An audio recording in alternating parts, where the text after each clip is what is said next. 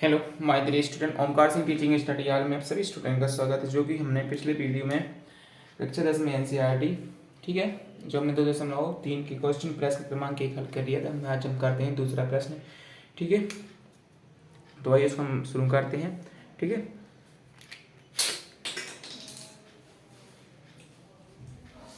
जो कि हमारा प्रश्न दूसरा था ना 2.3 का, उसको हम हल करते हैं, ठीक है।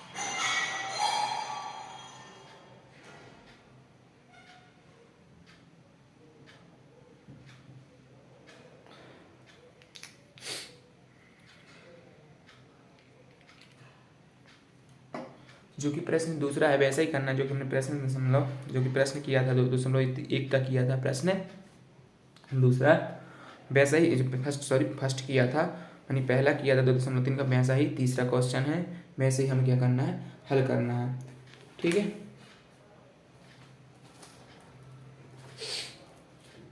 तो आइए हम देखते हैं।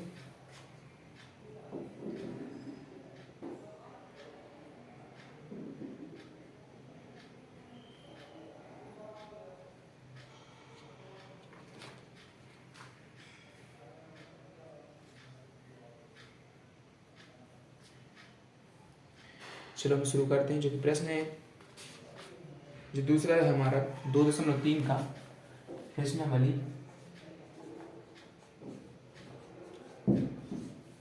2.3, ठीक है। सही आ रहा है किसने मेरी वीडियो? हाँ ठीक है, मतलब सही दिख रहा है। तो हमारी प्रश्नावली है 2.3, यानी कक्षा 10वीं एनसीईआरटी गणित, ठीक है। जो कि अपने अध्याय का नाम था बहुपद, ठीक है। तो उसमें लिखा था प्रश्न 2 है, प्रश्न 2 है, ठीक। उसमें लिखा है पहले बहुपद से दूसरे बहुपद को भाग करके, पहले बहुपद से दूसरे बहुपद को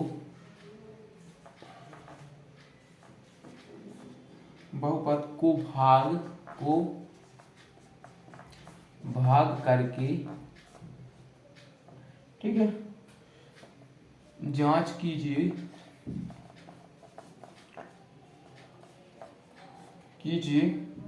कि क्या प्रथम बहुपद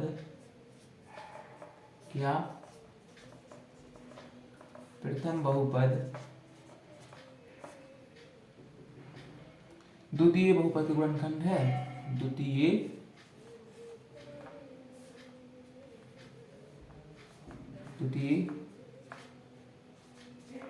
बहुपद का गुणनखंड है, ठीक है। ये हमारा एक क्वेश्चन में लिखा है, ठीक है। ये हमारा क्वेश्चन दूसरा है। इसमें मतलब अब इसके बाद हम सवाल लिखेंगे। जो भी सवाल दिया फर्स्ट वाला इसका दिया है टी स्क्वेयर माइनस थ्री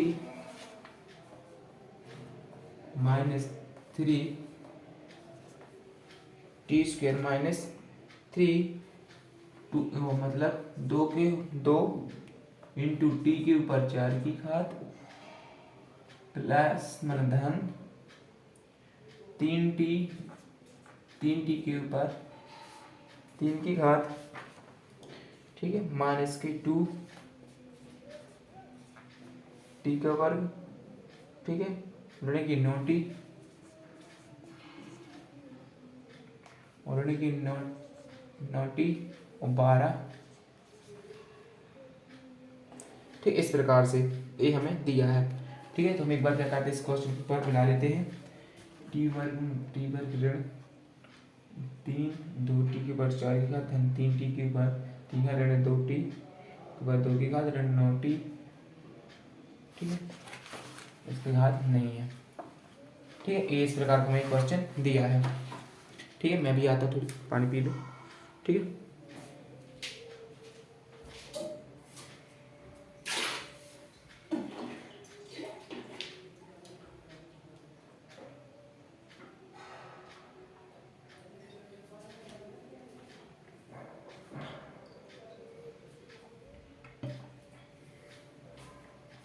ठीक है, ये वैसे सवाल है, मतलब कि हमें जो टी वर्ग दिया है, टी वर्ग ऋण 3 2 टी के ऊपर 4 की घात धन 3 टी के ऊपर 3 की घात, ठीक है, 3 टी होगा 3 minus 3 into T cube the power 3 minus 2 the power 2 minus 9 T, ठीक है, 9 इंटू टी माइनस 12, ठीक है, इस प्रकार से हमें दिया है।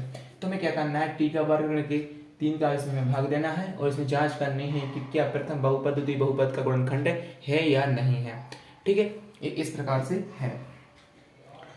तो हम क्या करते हैं, अब इसको इसमें हम ये टी का वर्ग ऋण 3 टी से क्या करते हैं, इसमें भाग देंगे, इसका भाग देंगे हम इसमें, ठीक है। आइए हम पहले इसे यहाँ लिखेंगे हल, ठीक है। तो टी का वर्ग ऋण के 3 टी, ठीक है, इसका भाग देना है 3 टी के ऊपर 3 की घात, क्योंकि हम पहले क्या कर देंगे, बड़ी संख्या है उसको आगे लिखेंगे और उसकी उच्चतम घात को आगे लिखेंगे, फिर लिखेंगे ऋण के 2, फिर लिखेंगे हम क्या लिखेंगे ऋण के 2 टी के ऊपर 2, मतलब सॉरी यहाँ 2 टी के ऊपर 4 की घात है, ठीक है। इसके बाद धन 3 टी के ऊपर 3 की घात ऋण 2 टी के ऊपर 2 की घात ऋण 9 टी और ऋण की 12, ठीक है, इस प्रकार से दिया है सवाल, ठीक। अब हम क्या करना है, इसमें भाग देना है, ठीक है। तो हमें क्या करना है, ऐसा करना है, ठीक है। तो इस बार इतने में नहीं बनेगा, ये क्वेश्चन था तो इसके ऊपर वाले लिख लेते हैं, ठीक है, क्योंकि क्वेश्चन नहीं बनेगा तो हम क्या करेंगे, हम उसको हल करेंगे, तो इतने इसमें नहीं आ पाएगा, मेरा बोर्ड थोड़ी छोटा पड़ रहा है, इस कारण से हम क्या करते हैं, इस क्वेश्चन को साफ कर देते हैं, ठीक है। तो ये आप एक क्वेश्चन है वही प्रश्न क्रमांक 2, ठीक है, तो इसमें अपना साफ कर देते इस क्वेश्चन को, ठीक है, वाली क्वेश्चन को साफ कर रहे थे, ठीक है, और इसको हम क्या कर लेते हैं, ऊपर लिख लेते हैं, ठीक है, इस प्रकार से, मतलब कि हम यहाँ से इसको भाग करते हैं ताकि हमारे यहाँ बोर्ड पर बन जाए, ठीक है। जो प्रश्न जो यहाँ लिख लेंगे, जो हमें प्रश्न 2 टी ऋण के 3 का भाग हमें देना है 2 टी के ऊपर 4 की घात धन 3 टी के ऊपर 3 की घात ऋण 2 टी के ऊपर 2 की घात ऋण 9 टी और ऋण की 12, ठीक है, इस प्रकार से। अब इसको हम थोड़ी और ऊपर लिख लेते हैं, ठीक है, यहाँ हल लिखेंगे टी के ऊपर 2 की घात ऋण के 3 का भाग देना हमें, मतलब कि इसमें 2 टी के ऊपर 4 की घात धन 3 टी के ऊपर 3 की घात ऋण 2 टी ऋण 9 टी ऋण 12, इसलिए तो यहाँ पर हमने लिख दिया है, क्योंकि बोर्ड में हमारे यहाँ इस पे बनता नहीं, इसलिए हमें क्या कर दिया, इस पर लिख दिया, ठीक है। तो हमें क्या करना है कि इस यहाँ पर क्या 2 टी के ऊपर 4 की घात और यहाँ पर 2 मतलब कि 1 टी के ऊपर 2 की घात है, मतलब कि टी स्क्वायर है और यहाँ पर 2 इंटू दी पावर 4 की मतलब पावर है। तो हमें क्या करना है, यदि हम, क्योंकि हमें इसको कैसा करना है, पद को समान बनाना है, जब हम समान बन जाएगा ये पद तो हम क्या इसको कैंसिल करेंगे, ठीक है। तो हम क्या कर देंगे, यदि हम 2 टी चाहिए, 2 टी के ऊपर 4 की घात और टी की 2 और टी के ऊपर 4 की घात चाहें, तो हम क्या, यदि हम ये टी वर्ग है ना, यदि हम टी वर्ग का गुणा यदि हम, तो हमें क्या करना है, हमें ये चाहिए ये पद, ठीक है। तो हम क्या, यदि हम इसमें 2 और टी के ऊपर 2 की घात से गुणा कर देंगे तो हमें मिल जाएगा 2 टी के ऊपर 4 की घात मिल जाएगा ना, ठीक है। तो हमें यहाँ पर इस प्रकार का क्या किससे गुणा किया, 2 टी के ऊपर 2 की घात से गुणा किया, 2 इंटू टी के ऊपर 2 की घात से गुणा किया, तो मैं सबको यहाँ लिख दिया और फाइनली में गुणा करने पर इसको यहाँ लिखेंगे 2 टी के ऊपर 4 की घात, ठीक है, समझ गए ना, क्योंकि घातें जुड़ जाती हैं, ठीक है। मतलब कि ऐसा होता है कि यदि टी के ऊपर 2 की घात है और 2 टी से हमने किसी को गुणा किया तो 2 मतलब कि 2 की घात जाए इसमें और 2 की घात यहाँ पर 2 टी, ठीक है, तो ये क्या हो गई, जुड़ जाती हैं। ठीक है, और यहाँ 2t से 2t था, मतलब 2t में से इसमें भी 2t वर्ग से मैं कैसे गुणा कर दिया, क्या होगा 2t के ऊपर 4 की घात। ठीक है, तो इसमें होगा 2t का वर्ग, और हम इसका गुणा इसमें करेंगे ऋण 3 में। ठीक है, तो 2t का हमने इसमें क्या किया, गुणा किया, तो देख मैं 2t है जो कि 2t के ऊपर 2 की घात से हमने गुणा किया ऋण के इससे ऋण की 3, तो कितने हुए 2 3 संख्या का किया इसमें, पहले हम क्या चिन्ह करेंगे, यहाँ पर कोई चिन्ह मतलब धन का रहता है, तो धन और ऋण का हो जाएगा ऋण और टी। ठीक है, और 2 3 6, ऋण की 6 हो गए, और टी हमारा टी का वर्ग, ऋण की 6t का वर्ग, तो यहाँ लिखेंगे हम ऋण 6t का वर्ग, और यहाँ पर क्या वर्ग था और यहाँ वर्ग, तो हो जाएंगे हमारे 6t का वर्ग। तो हम इसको क्या लिखेंगे, वर्ग की संख्या के लिए वहीं लिखेंगे, तो हम लिखेंगे ऋण की 6t के ऊपर 2 की घात। ठीक है, इस प्रकार से ऐसा लिख सकते कि हम इसको एक घन वाले के वहाँ लिखेंगे, ना तब हम इसके बाद क्या घटेंगे और ना ही जुड़ेंगे। ठीक है, इस प्रकार से, इसलिए हमने क्या वर्ग के लिए वहाँ लिखा है। ठीक है, अब हम क्या कर देंगे, चिन्ह को परिवर्तित कर देंगे। ठीक है, ये क्या हो जाएगा, एक चिन्ह प्लस प्लस, इसका माइनस हो जाएगा। ठीक है, और माइनस का प्लस हो जाएगा। ठीक है, और ये क्या हो जाएंगे, कैंसिल हो जाएंगे, और ये ऋण और धन क्या होगा, ऋण और धन। ठीक है, तो धन का जिस धन के जी, ठीक है, धन के 6 थे, तो यहाँ क्या हो जाएंगे, यहाँ फाइनल बचेंगे धन के 4t के ऊपर 2 की घात। ठीक है, और ये हमें यहाँ उतार देंगे धन की 3t के ऊपर 3 की घात। ठीक है, और ऋण के 9t और ऋण के 12। ठीक है, इसको हम क्या करते हैं, इसको साफ कर देते हैं। ठीक है, अब हमें क्या करना है कि, ठीक है, इसके बाद तो चेंज हो गया। अब हमें क्या करना है कि हमें 3t चाहिए ना, तो मैं 3t⁵ यानी कि 3t, माने कि यदि हम इस t का गुणा, यदि हम 3t में गुणा कर देंगे तो कितने हो जाएंगे। ठीक है, तो हो जाएंगे 3t के ऊपर 3 की घात। क्यों हो जाएंगे, क्योंकि इस पे घात नहीं, मतलब 1 की घात है, तो 2t ये है, स्क्वायर ये है, 2 मतलब 1t, मतलब कि t⁵2, यानी कि क्या होता है, माने t स्क्वायर है और यहाँ पर 3t का वर्ग, मतलब एक ही है।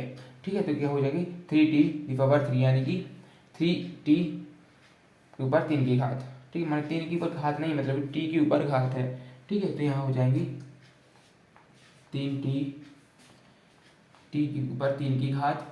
ठीक है, और इससे हमने गुणा किया है 3t से, धन की 3t से हमने इसमें गुणा किया, इसको हमने यहाँ लिख दिया। ठीक है, इस प्रकार से, और इसका धन 3t का इसमें 3 का 9, ऋण के 9t का वर्ग, घन के पास हमने लिख दिया। अब ये 3t है तो इसकी यहाँ लिखेंगे 3 का 9, ऋण के 9t। ठीक है, इस प्रकार से अब इसके क्या करेंगे, चिन्ह परिवर्तित कर देंगे, धन का ऋण हो जाएगा और ऋण का धन हो जाएगा, ये घट जाएंगे और ये कैंसिल हो जाएंगे, और ये भी कैंसिल हो जाएंगे, धन के 4t का वर्ग और ऋण के 12। तो हमें क्या करना है, 4t चाहिए ना, 4t का वर्ग। ठीक है, तो हम यहाँ क्या करेंगे, 2t से यदि हम क्या कर देंगे 2, मतलब कि 4, ये यहाँ है ना, तो इसमें क्या कर देंगे, यदि हम t वर्ग का गुणा 4 से कर देंगे। ठीक है, तो यहाँ पे लिखेंगे धन के 4 से हमने गुणा किया, तो मतलब हो जाएंगे हमारे 4t का वर्ग। ठीक है, तो 4t का वर्ग, जिससे हमने गुणा किया 4 से, हमने 4 लिख दी, और गुणा करने पर हो गया हमारे 4t का वर्ग। तो लिख देंगे 4t का वर्ग, और धन की 4 में से 4 दिए, और ऋण की 12। ठीक है, ये क्या हो जाएंगे, धन का हो जाएगा ऋण और ऋण का हो जाएगा धन, एक कैंसल और एक कैंसल हो गया ना। तो उस क्वेश्चन में क्या पूछा था कि क्या इसका बहुपद शून्यक है। हाँ, शून्यक है, इसलिए है क्योंकि इसका जो भागफल, मतलब कि जो शेषफल आया है वो शून्य आ गया है। इस कारण से क्या है, एक प्रकार से इसका क्या है, गुणनखंड है। तो हम नीचे लिख देंगे, ठीक है। तो हम पहले इसको क्वेश्चन, ठीक है, जो लिखा था, माने पहले बहुपद से दूसरे बहुपद को भाग करके जांच कीजिए कि प्रथम बहुपद द्वितीय बहुपद का गुणनखंड है। हाँ है, तो हम यहाँ लिख देंगे अतः करके, यहाँ पर लिख देंगे अतः प्रथम बहुपद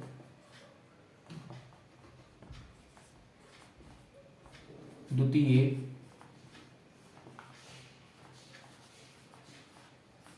बहुपद का गुणनखंड है। मतलब यदि इसका जो हमारा शेषफल शून्य आ गया है तो मतलब उसका क्या है, बहुपद है। यदि उसका शून्य अगर नहीं आता, ठीक है, तो उसका शेषफल यदि कोई और आता है इसका शेषफल, तो क्या वो शून्य हो, मतलब कि यदि इसका 2 3 कुछ भी आता मतलब तो शेषफल बचता है तो वो शून्य नहीं होता, मतलब ठीक है, मतलब कि इसका गुणनखंड मतलब गुणनखंड नहीं होता, ठीक है। इसलिए इसका मान जो क्या है, शेषफल 0 आ गया है, इसलिए क्या है, एक प्रकार से बहुपद इसका क्या है, गुणनखंड है, ठीक है। माने टी के ऊपर 2 की घात टी, मतलब इसका अगर हम इसका टी का मान धरेंगे तो क्या इसका ये गुणनखंड निकल आएगा, ठीक है। इसलिए उसने पूछा था क्या इसका ये गुणनखंड है, तो हमने आपको लिख दिया। यदि आपको समझ में आ रहा हो तो मेरे वीडियो को लाइक शेयर कमेंट जरूर कीजिए। आई होप ये आपको मेरा वीडियो समझ में आ गया है। इसी का जय हिंद, जय Bharat, Vande Mataram. Okay, thank you.